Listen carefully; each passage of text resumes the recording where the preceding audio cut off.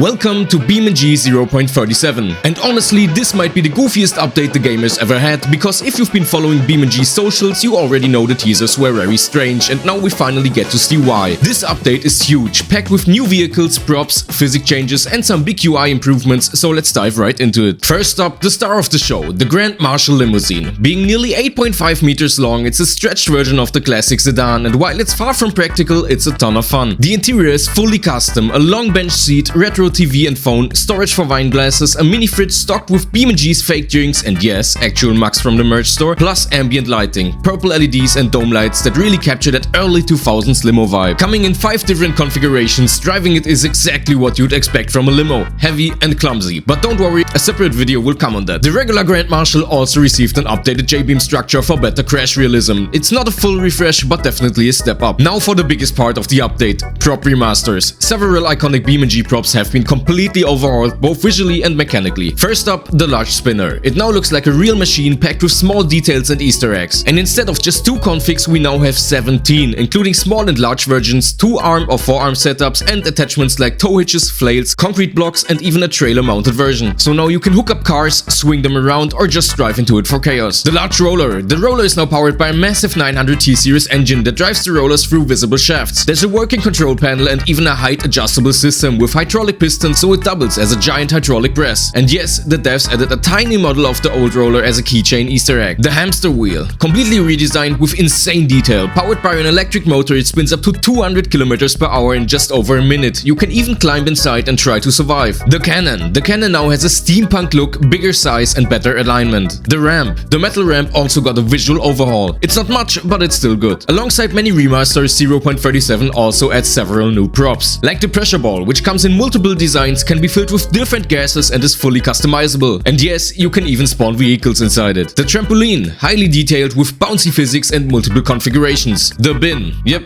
it's just the bin, but it's detailed, you know? Spike strips, several types including scissor-style stop sticks and an automatic deployable version called the Edger. Yes, you heard that right. Also, to go along with the spike strips, we now have new tire deflation physics. So tires will slowly lose air after being punctured instead of just instantly bursting. Vehicles with tire pressure management can pump air back in to extend their life. It's a small change, but it really adds to the realism, especially for police chases. A few cars also got some attention, like the Ibishu Miramar now has refreshed engines, the ETK I-Series received updated suspension geometry, underside materials and refreshed engines, giving it a mini overhaul. PBR materials have been rolled out across older vehicles. Interiors like the WENTWARD bus finally look modern with new textures and lighting.